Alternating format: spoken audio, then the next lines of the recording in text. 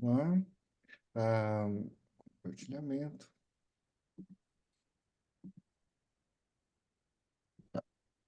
Então, gente, eu queria que começasse aqui do normalmente o sujeito, na partezinha azul, que foi uma parte que a gente já leu no encontro passado, né? A gente estava lendo sobre o Lacan fazendo um comentário sobre o caso Dick da Melanie Klein, né? Então, se vocês puderem começar daqui, eu agradeço. Ok, eu posso começar. Obrigado. Normalmente, o sujeito atribui aos objetos da sua identificação primitiva uma série de equivalências imaginárias que multiplicam o seu mundo. Esboça identificações com certos objetos, retira-os, os refaz com outros, etc. Cada vez, a ansiedade interrompe a identificação definitiva, a fixação da realidade. Mas essas idas e voltas darão sua moldura a esse real infinitamente mais complexo que é o real humano. Após essa fase, ao longo da qual as fantasias são simbolizadas, vem o estado dito genital, em que a realidade é então fixada. Então, só Ora, um detalhezinho aqui, desculpa, Banaté, que eu não aguento, sabe? não vai vir. O que eu acho é o seguinte, aqui é muito importante a gente falar como é muito assim inicial, não é? Esse processo das identificações com os objetos, tá? A gente às vezes justamente contrapõe, né, o Lacan por ser assim o psicanalista das pulsões, com esse Lacan, aliás, com a psicanálise, né, das relações objetais, mas a questão é que o Lacan ele dá uma importância enorme aos objetos. Inclusive, ele complexifica a relação de objetos quando ele coloca as relações com os objetos imaginários, com o objeto simbólico, o do grande outro, não é? Então, assim, o Lacan ele cria, com o, não é? Enfim, o objeto A. Então, assim, o Lacan ele dá muitas contribuições, não é? Às relações objetais. Acontece que, né, ele assim, ele trata, né, o psiquismo como eminentemente buscador de prazer, ao invés de buscador de objeto. O objeto vai ser uma consequência. A questão é que essas identificações, elas são constituintes. Ou seja, em primeiro lugar, a gente se identifica. A simbolização vem depois. A compreensão de aquilo com que a gente se identificou é o outro, vem depois. Então imagine o bebê primeiro se identifica, ele é o que ele vê. Consegue entender por que que uma pessoa pode ser o que ele vê no primeiro momento? Porque imagine só um bebezinho, ele não tem uma palavra na cabeça, ele está vendo as coisas, ele está sentindo o mundo. Então, para ele, o mundo ocorre de uma maneira assim sinestésica, né? Porque ele ocorre vindo de vários sentidos, né?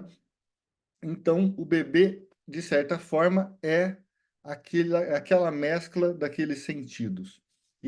Enfim, ele é o que ele sente, percebe? Então, a questão desse bebê é que, em primeiro, ele se identifica. A identificação é uma coisa muito primária.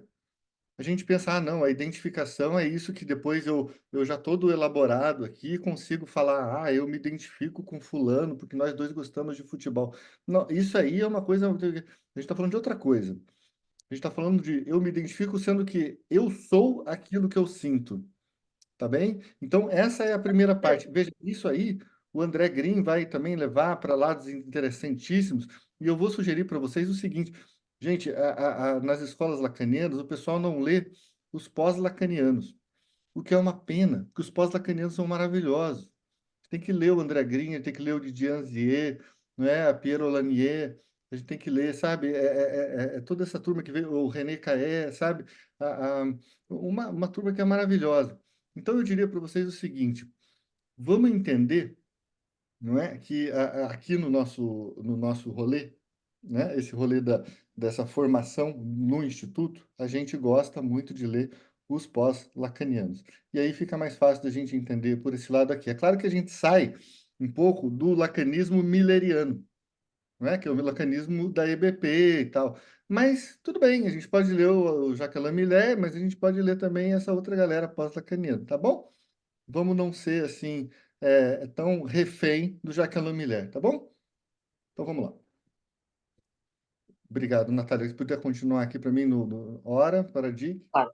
Ora, para Dick, a realidade está bem fixada, mas porque ele não pode fazer essas idas e vindas. Ele está imediatamente numa realidade que não conhece nenhum desenvolvimento. Não é, entretanto, uma realidade absolutamente desumanizada. Ela significa ao seu nível. Ela está simbolizada porque se lhe pode dar um sentido. Mas como ela é, antes de tudo, movimento de ida e vinda, trata-se apenas de uma simbolização antecipada, fisgada, e de uma só e única identificação primária, que tem nomes: o vazio, o preto. Essa ânsia é precisamente o que é humano na estrutura própria do sujeito, e é o que nele responde. Ele só tem contato com essa ânsia. Nessa ânsia, ele só conta com um número muito limitado de objetos, que não pode nem mesmo nomear, como vocês o observaram muito bem. Certo, já tenho uma certa apreensão dos vocábulos, mas desses vocábulos, não fez a beiarrum, não os assumo. Ao mesmo tempo, por mais paradoxal que isso pareça, existe nele uma possibilidade de empatia muito maior do que a normal, porque está perfeitamente bem em relação com a realidade, de maneira não ansiógena. Quando vê sobre o corpete de Melanie Klein pedacinhos de lápis que são o resultado de um despedaçamento, diz: Poor Melanie Klein. Na próxima vez, tomaremos o problema da relação do simbolismo e do real pelo ângulo mais difícil, no seu ponto de origem. Vocês verão a relação com o que designamos outro dia no comentário do Sr. Hipólito, a função do destrucionismo na constituição da realidade humana. Então, gente, olha só. Nós terminamos aqui, né? 17 de fevereiro. Ó, dia do meu aniversário. Então, a tópica do imaginário. Pessoal, olha que coisa maravilhosa que está sendo dita aqui, que a gente vai entrar. Mas eu queria que vocês visualizassem isso, porque a gente está num ponto muito bonito, muito bonito. Vale a pena falar até com a língua doendo. Porque olha só, a gente está num ponto, não é, em que imaginem essa massa, como é que surge, não é? Como é que a gente tem condições de possibilidade para a linguagem? Vejam só, a gente pode ter uma linguagem sem língua. Por exemplo, o inconsciente se organiza como uma linguagem. Qual que é a língua do inconsciente? Não tem. Ele tem uma gramática, ele tem uma série de componentes constitutivos, ele tem um traço sintagmático e um paradigmático, não é? Como a gente viu. Ou seja, esses eixos que formulam a linguagem, e aí sintagmático e paradigmático, você pode pensar um eixo de metonímia e um eixo de metáforas, tá? Mas veja que coisa maravilhosa, porque a gente precisa, em algum ponto, entender de onde é possível surgir a linguagem. Bom, primeiro a gente tem uma massa que nos é fornecida pelo imaginário, justamente. O imaginário. Mas o que que o imaginário nos fornece que permite que a gente consiga constituir a linguagem? Bom, é a diferença. Você arruma É a seus, diferença. seus puff, Bia. Isso não é a parte da linguagem, né? Mas também faz parte da aula, né? Então, ó, veja só, a diferença é possível por quê? Porque há contraste nas imagens. Entende? Então, assim, você está vendo uma coisa que é preto e branco. Preto e branco. O preto e branco não te diz nada, porque você não tem linguagem. Como é que você vai nomear? A única coisa que você sabe é: isso é diferente disso. Percebe? Aí, você forma a primeira categoria possível, que é a categoria da diferença. Ou seja, com isso se funda todo o estruturalismo. Entende? Que é a ideia de, bom, porque tem uma coisa que é diferente da outra, então tem uma descontinuidade. E a ideia da descontinuidade me permite, então, pensar que eu consigo fazer diferenciações. Percebem por quê? Imagina só, a gente não tem linguagem, a gente está no mundo feito um bebê. E aí a gente está olhando para todas as coisas e a gente não sabe a diferença da mãe e da parede, por enquanto. Não sabe, porque o que que é isso, né? A gente não viu antes. Então, por que que em algum momento a gente sabe que tem a mãe e tem a parede? Porque tem uma diferença, não é? Tem uma diferença. E tem uma coisa que se repete. Hum? Essa coisa que se repete e de repente eu consigo nomear. Eu diria a vocês todos que vale a pena, mesmo aos estritamente lacanianos e tal, que leiam um texto do Ferenczi, não é? Sobre o desenvolvimento do senso de realidade. É um texto muito bonito, né? Que ele vai falar, então, dos gestos mágicos, das palavras mágicas, né? É claro que o Lacan vai tratar também disso agora, né? De como é que a gente constitui a realidade humana, né? Essa realidade que é formada, veja só, é formada por elementos de diferença, não é? De pura diferença. Ou seja, isso vai aparecer e vai constituir. É como se a gente pensasse na linguagem computacional. A gente consegue construir todo um mundo no computador com um e com zero, não é? Isso tem um binarismo. Ou é um ou é zero. Ou é um ou é zero. É um, zero, zero, zero, um, zero. Ou seja, isso faz uma combinação, não é? Então, o que que acontece? A gente está criando eu aqui com base, em primeiro lugar, numa combinatória, tá? Então, essa combinatória faz com que o nosso psiquismo funcione, não é, para o Lacan de uma forma, então, combinatória, não é isso? Então, tudo bem, a combinação disso com isso vai ser a mãe, a combinação disso com isso vai ser, não é, o seio, né, as combinações, tá? Mas tem uma coisa que passa por debaixo disso, que não é um e também não é zero, mas é anterior ao um e ao zero, que é a imagem. A imagem é a massa da qual é possível você formar o simbólico, ou seja, a linguagem. Mas a imagem é anterior a imagem é anterior à linguagem. Vocês entendem por quê? Porque a imagem, ela é essa massa, não é? Que você, a partir dela, vai conseguir perceber as diferenças, não é? Então, isso não isso, isso não isso, isso não isso, e as suas combinações, mas é a partir das imagens que a gente vai extrair, então, as possibilidades de criar a linguagem. E quando a gente cria a linguagem, quais são os primeiros passos da criação da linguagem? A criação de categorias. Categorias. Categoria sim, não. Categoria mamãe, não mamãe. Categoria dentro de mim, fora de mim. Categoria gostoso, ruim, bom, mal. Tá? Essas categorias a gente vai formando, e porque a gente vai formando uma categoria. Veja só, e aí o que que é o simbólico? O simbólico são as imagens, o simbólico lá é o papai, Não, não, não. O simbólico são as relações de valência. Então, é o papai em relação à mamãe, ou é o papai em relação a mim, ou é a mamãe em relação à parede, ou é a parede em relação ao teto. Então, o simbólico é sempre um jogo de relações. Quando a gente está falando do simbólico, a gente tende a pensar o simbólico de uma forma imaginária. Que é o quê? É dar uma imagem para pensar uma estrutura. A gente pensa assim, num diagrama, né? Porque a gente tem formas de representar o simbólico. Mas o simbólico é o quê? É uma relação de valências. Então, uma coisa está para outra. Uma coisa está para outra. E essa outra está para uma outra, e essa outra está para uma outra. Por isso que ele fala, então, que o significante, ele é sempre um significante em relação a outro significante, não é? E aí você tem o umbigo disso. Onde é que começa isso?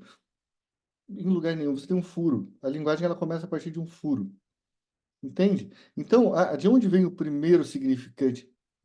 É um furo. Só que a gente tende a chamar esse furo do significante nome do pai.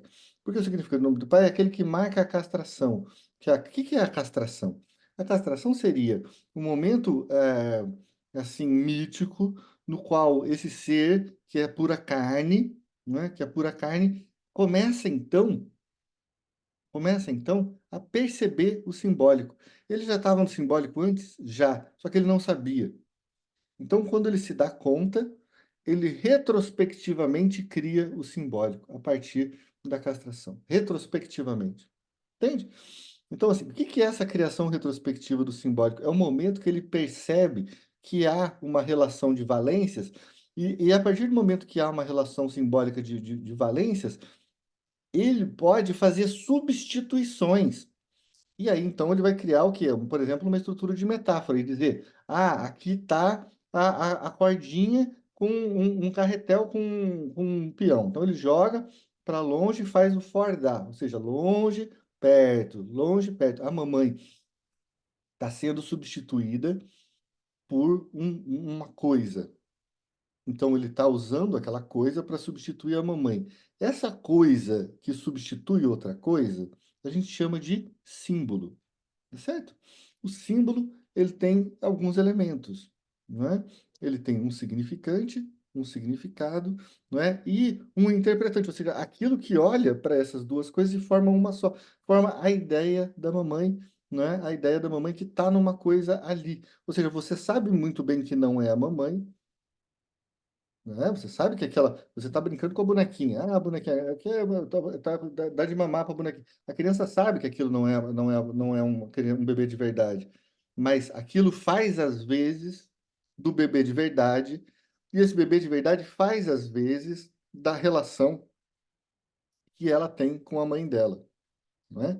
Então, essa coisa de poder fazer, às vezes, né? De fazer, de estar no lugar de é o que a gente fala, bom, é a participação de um símbolo, tá? Então, um símbolo é uma coisa que está no lugar de outra coisa. Entende isso? E aí, Sim. joia. E aí, como a gente falou no encontro passado, o que irrompe além desse simbólico e desse imaginário, porque aí como é que o imaginário participa desse mundo simbólico? Bom, o imaginário continua existindo, só que o imaginário, ele funciona de uma forma ancestral, ele funciona de uma forma, muitas vezes, pré-significante. E agora eu estou saindo do Lacan, estou saindo do Lacan avisando, e estou entrando nos autores pós-estruturalistas. Eles vão falar o seguinte, por exemplo, você pega o Deleuze, que eu gosto muito, o Deleuze vai falar, olha, tá muito legal, Lacan, bacana, ótimo, tá falando coisas boas, mas ele tá ficando nesse nível do significante, ou seja, é quando eu vou dar um exemplo para vocês de uma imagem que pode se transformar ou não num signo. Por exemplo, se eu sou um caçador e eu estou andando pela floresta, eu posso ver uma pegada. Se eu conhecer aquela pegada e souber que aquilo ali é uma pegada de tigre, eu vou falar: olha, aqui passou um tigre. Logo, aqui existe um índice, ou seja, é um signo de que um tigre passou por aqui. Eu vou atrás dele para caçá-lo. Agora, se eu sou uma pessoa que nunca viu uma pegada de tigre, eu vou passar por ali e eu não vou ver nada. Eu não posso perceber aquilo.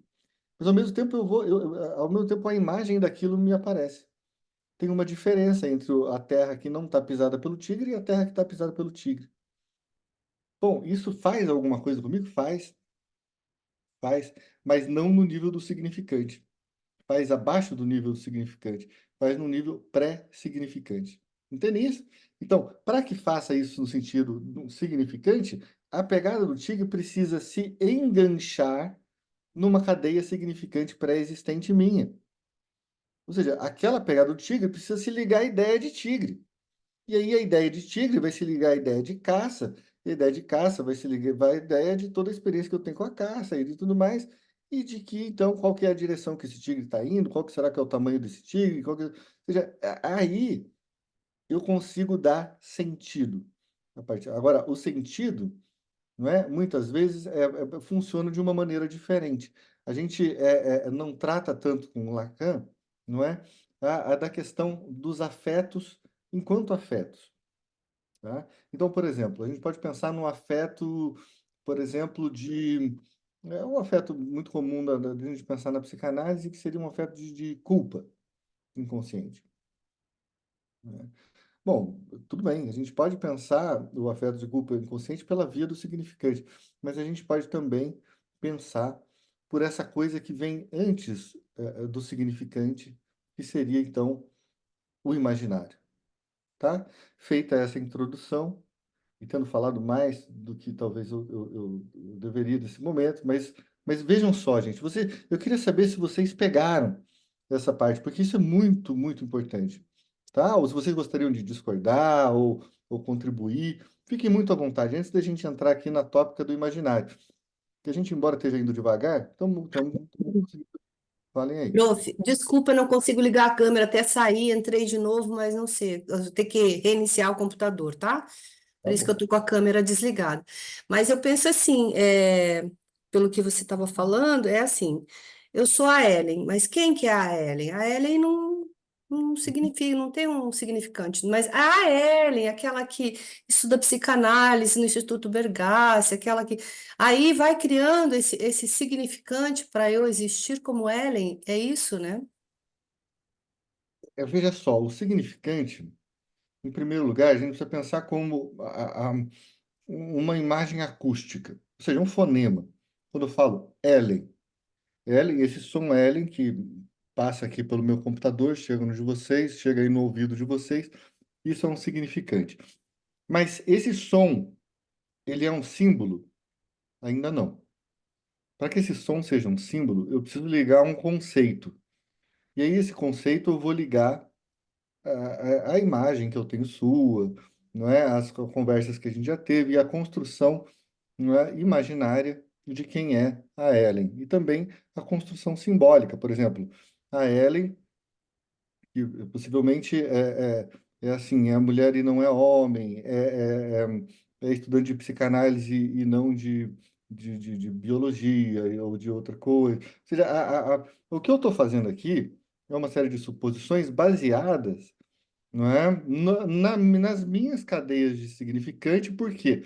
Porque no momento em que eu leio Ellen aqui, isso me liga à imagem que eu tenho de você e como isso está localizado nas minhas cadeias significantes.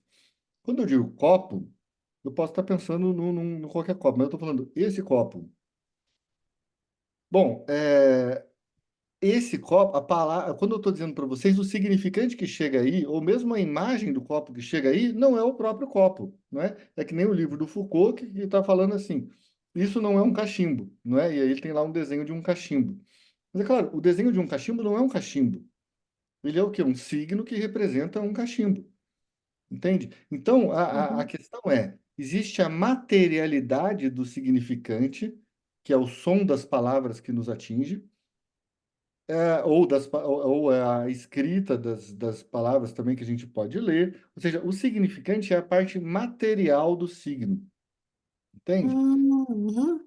É a parte material do signo.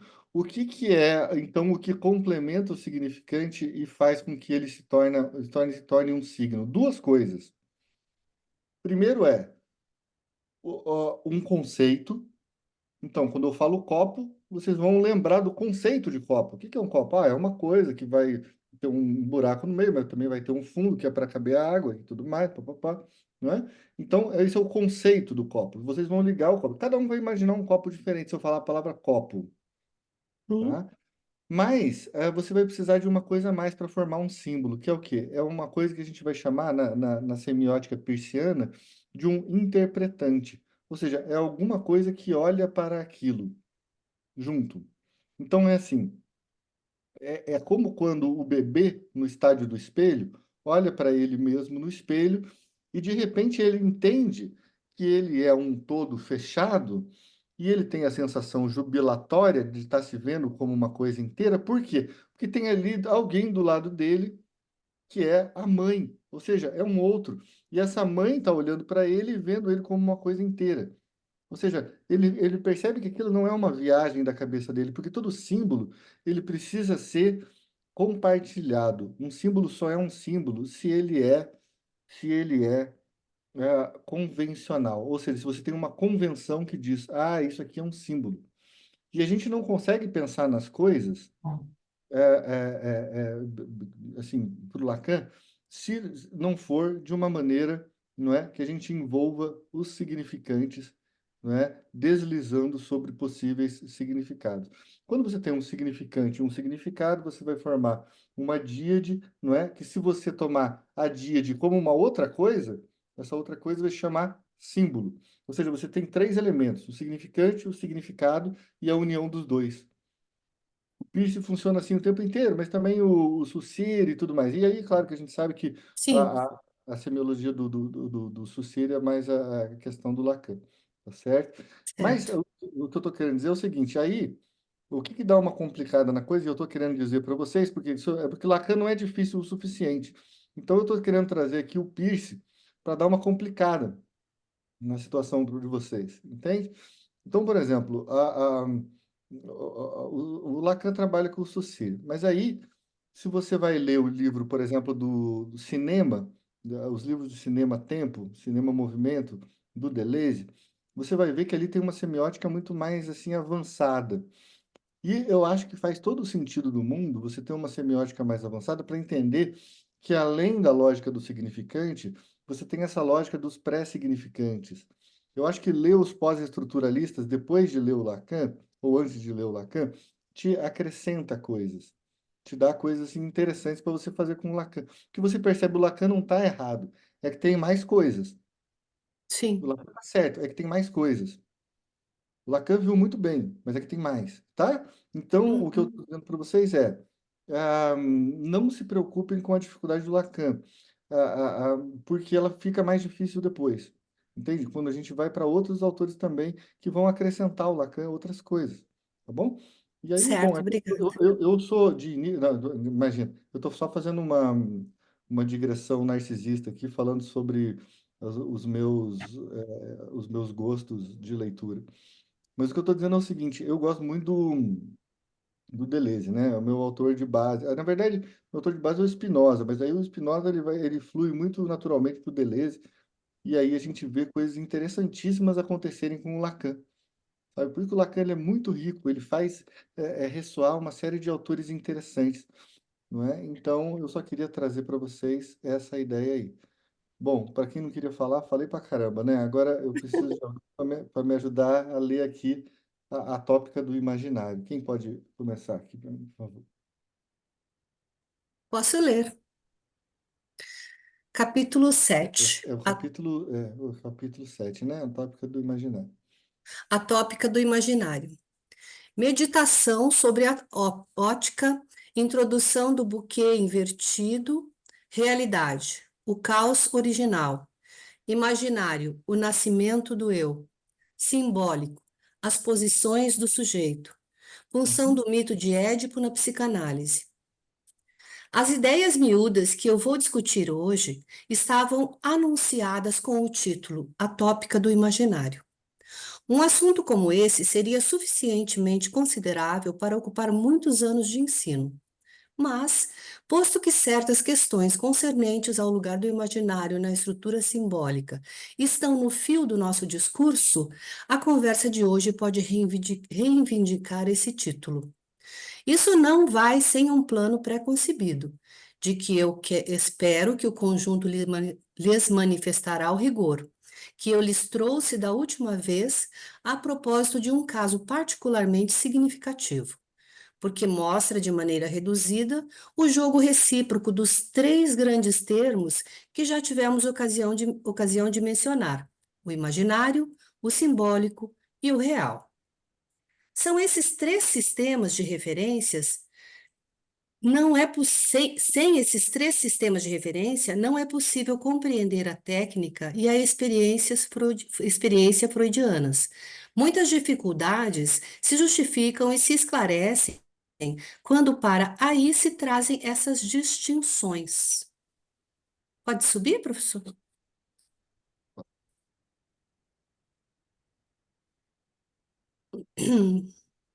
Quando trazem essas distinções, né? Eu parei. Acho Uhum. que um pouquinho. Nessa onde? Isso vale. Passou. Volta. Hum. É.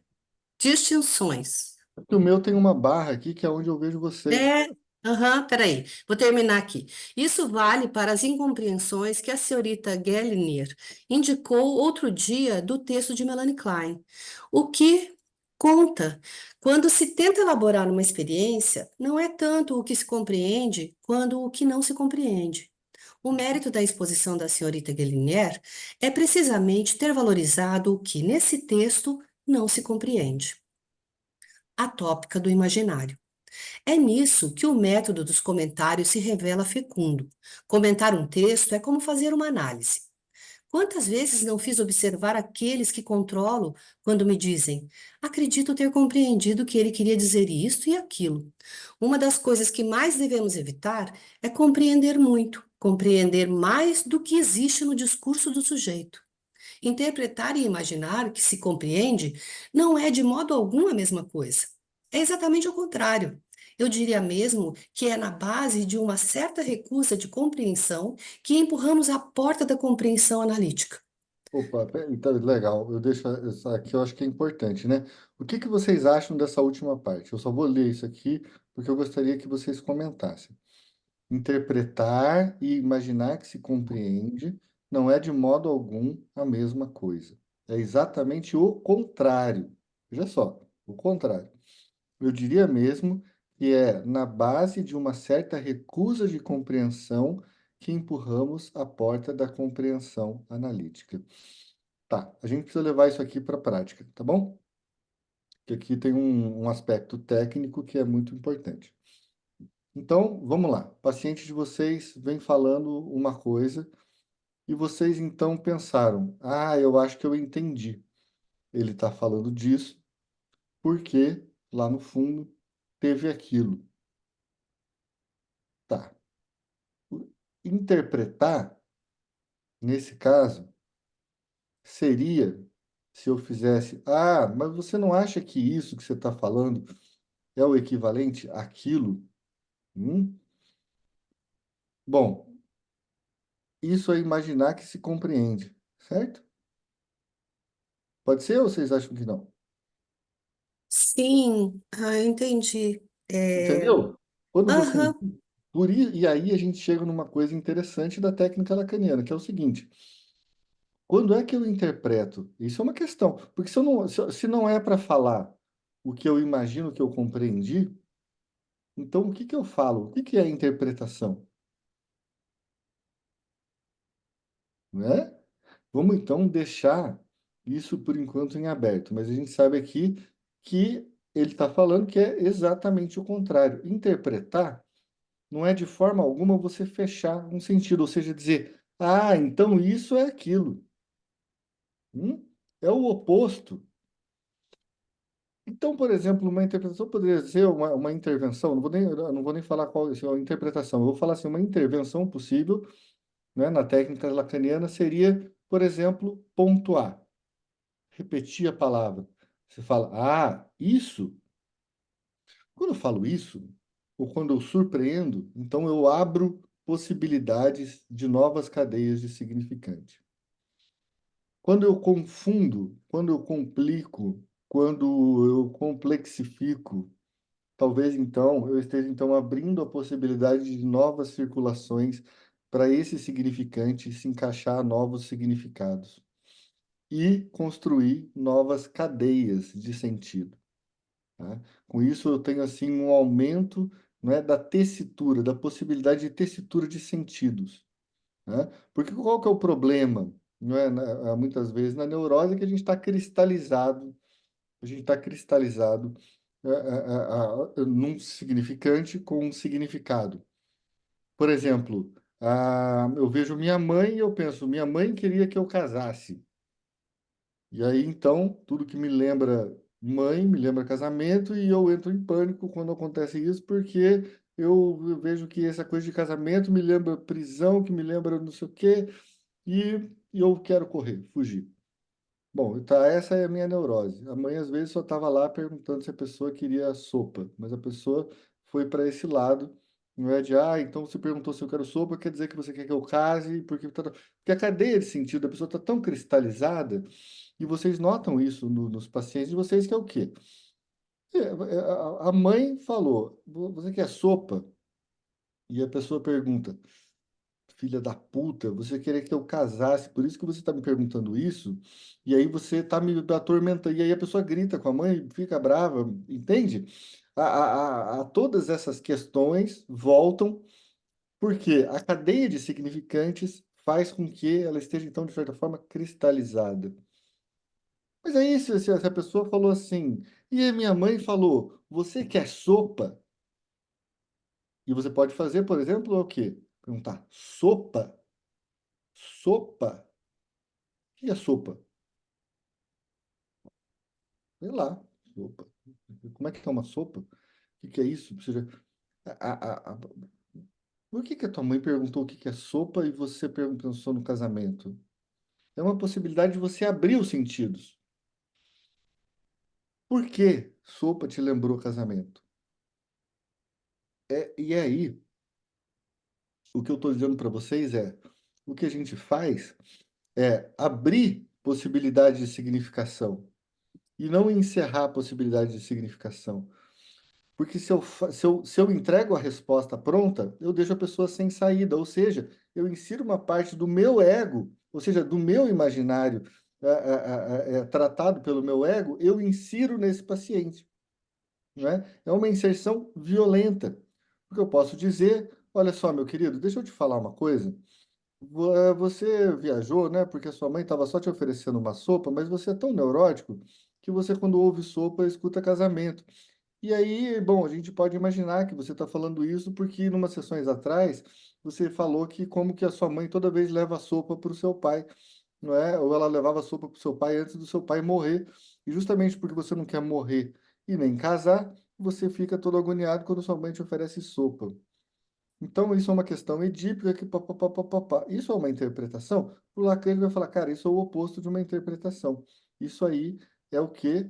É uma imaginação de compreensão do analista, né? Então, tá bom.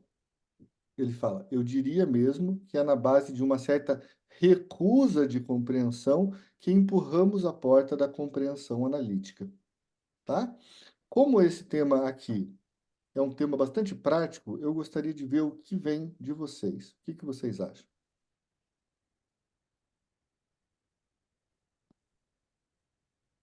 É que se você, eu entendi, é que se você for interpretar para o teu analisando o que ele está falando, você vai bloqueá-lo de talvez colocar outras coisas que façam sim, que tenham significado, que façam sentido para ele. Porque daí Uhum. você vai direcionar o pensamento dele para uma coisa. Isso, isso. É uma É, maneira, é bem uma assim, maneira de... falando bem. Não, é que você simplificou um pouco, mas é isso, não é? Quer dizer, a gente pode criar camadas sobre isso que você disse, mas você tem toda a razão, não é? Então, é isso mesmo, ou seja, quando você empurra, não é, o analista para o significado, ou seja, quando você empurra o significante rumo a um significado, você está fechando as portas para o analista. Aliás, meu ato falho, para o analisando. Quando Sim, vo- mas é para o analista também, né? sim, Agora, sim, quando ambos. você, Aham. isso. Agora, quando você empurra para o lado do significante, que é, vamos pensar. Eu vou dar um exemplo para vocês. Teve eu não sei, uma cena de filme, é engraçado como tem uns trechos que aparecem na cabeça da gente, né? Mas é uma cena de um filme de um escritor que ele tinha sido cuidado por uma professora, acho que era uma professora francesa.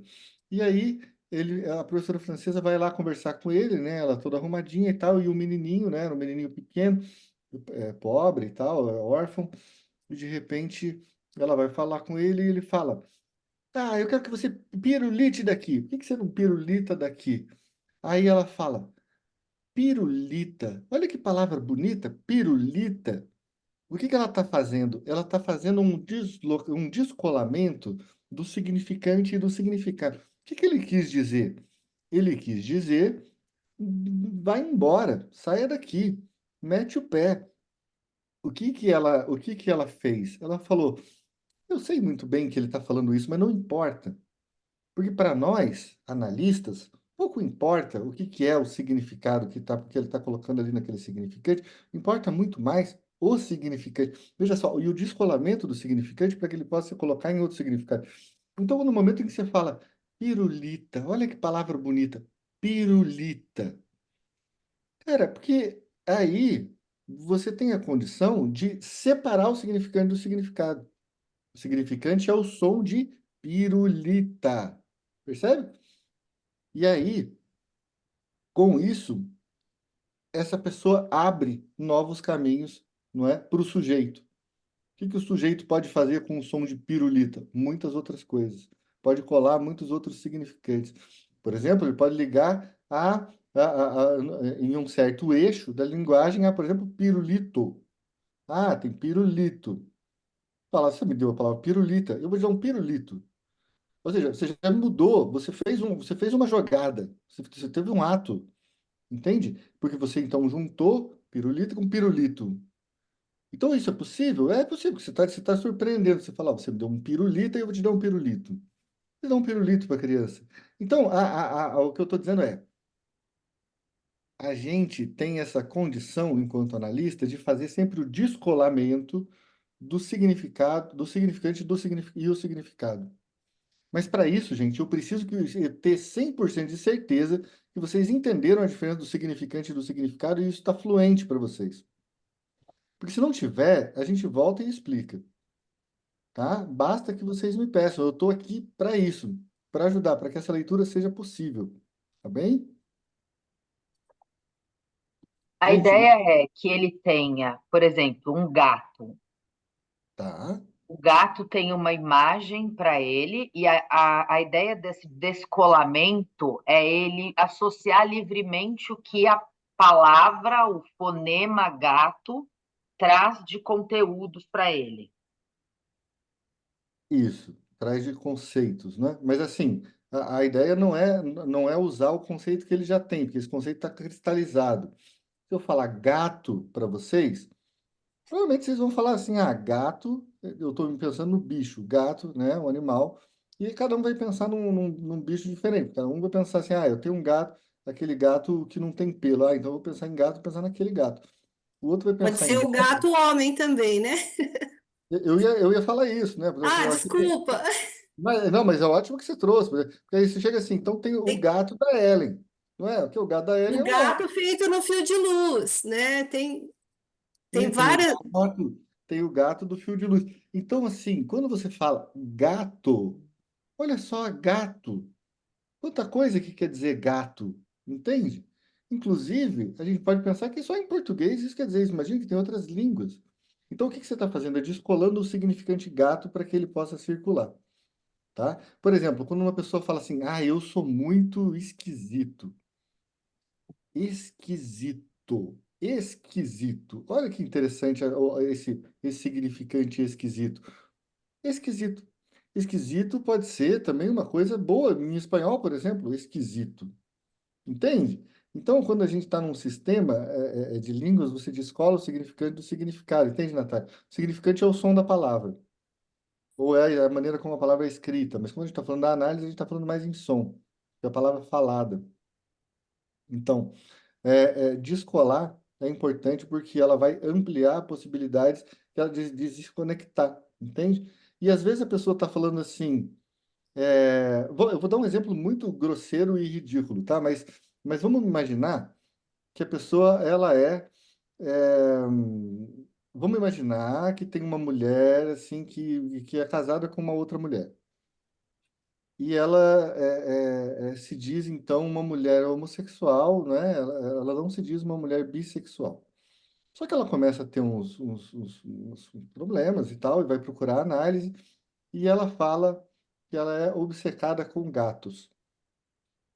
Fala que ela é obcecada com gatos. Quando ela fala que ela é obcecada com gatos, você pode perfeitamente entender, ah, tá bom, ela é obcecada pelos bichos, gatos e tal. Mas tem uma questão aí.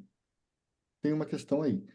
Vai que essa mulher ela começa a falar e ela fala de gato, e ela fala de gato, e ela fala de gato. E você está vendo aquele significante circulando na análise. Ah, porque o meu gato, não sei o quê, o gato fugiu, o gato fez isso, que eu queria um gato novo, eu encontrei um gato interessante na rua, tem esse gato que eu não tenho ainda, porque eu não tenho nenhum gato dessa cor, porque do gato, gato, gato. E você fala, nossa, como ela fala de gato? E aí, de repente, ela faz uma jogada que você tá vendo que é assim. E é porque eu não tenho nenhum gato, eu não tenho nenhum gato ruivo, aquele gato vermelho. E aí, bom, agora tem o significante ruivo. E vamos dizer então que ela está falando, e aí de repente na mesma sessão ela vem e fala: Pois é, você sabe que eu estava andando e tal, e eu achei meio estranho, porque eu passei por um moço, e eu achei ele assim meio bonito, assim, era um moço ruivo. Aí eu falo: Ah, daí bem na mesma sessão que você falou que você precisava de um gato ruivo, você me fala de um moço ruivo que você passou pela rua e achou bonito. Pô, tá bom, então será que ela não teve? Aí você fica confabulando, né?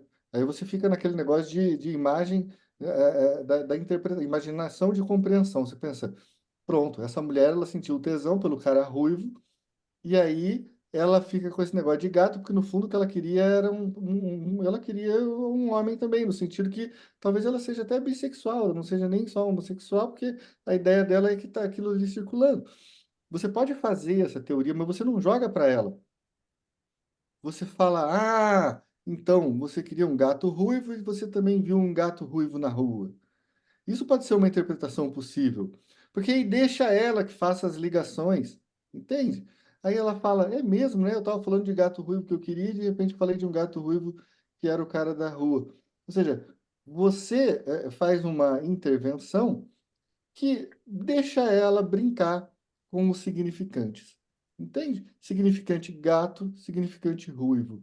Significante gato, o significado. Veja, aí tem o significado gato animal, significado gato homem. Tá?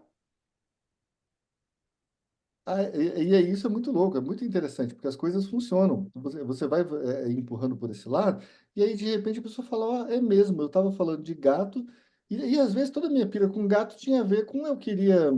Você sabe que é muito interessante quando acontece isso em análise?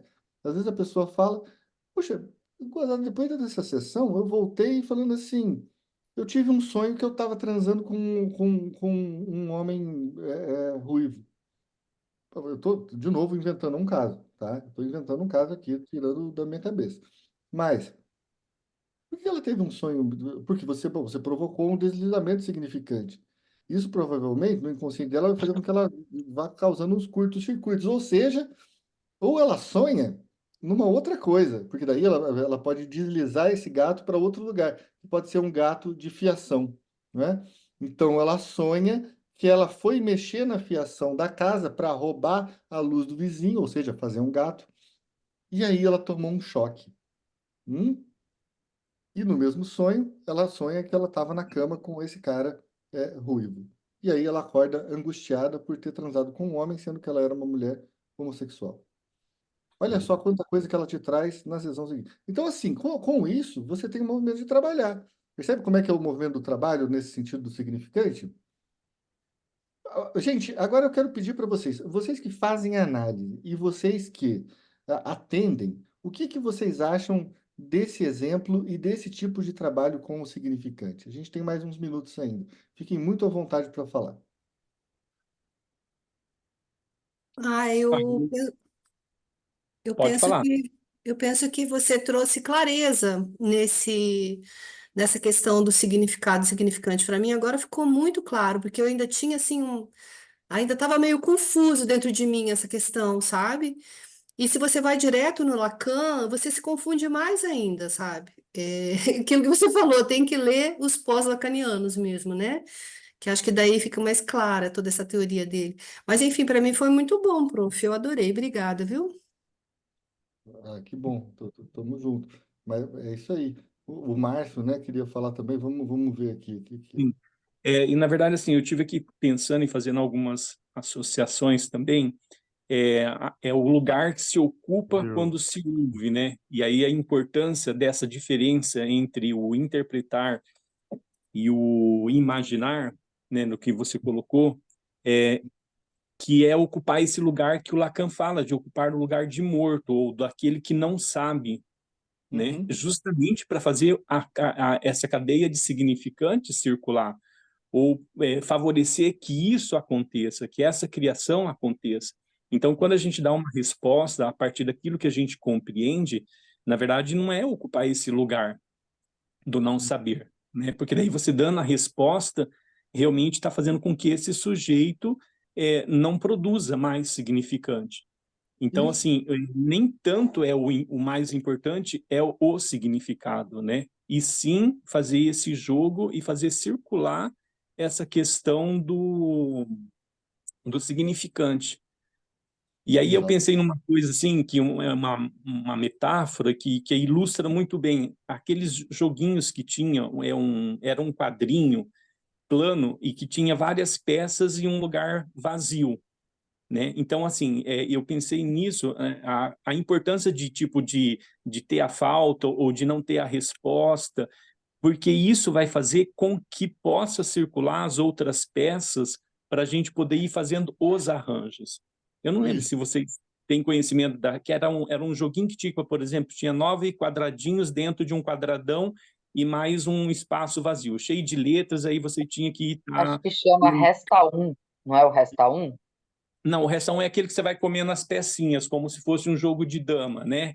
É um que falta um. Né? E Felipe, aí não é você vai- tipo soletra, mas é uma coisa que fazia palavras. Eu lembro desse joguinho, bem É interessante um esse exemplo. tabuleiro, é a um questão tabuleiro é pequeno e que tinha, né, então acho que, não sei se era 10 quadradinho e um tinha que ser o vazio, né? é, Que é o que vai possibilitar fazer esse circuito, essa circulação. Então, né, pensando nisso, a importância que a gente tem realmente da posição que a gente ocupa para possibilitar esse circular o significante, isso. né? Isso a gente chama em psicanálise de fazer furo, entende? Que é quando a gente fala assim, nossa, esse cara ele está tentando fazer as palavras dele se modificarem, mas não dá porque não tem nenhum lugar vazio.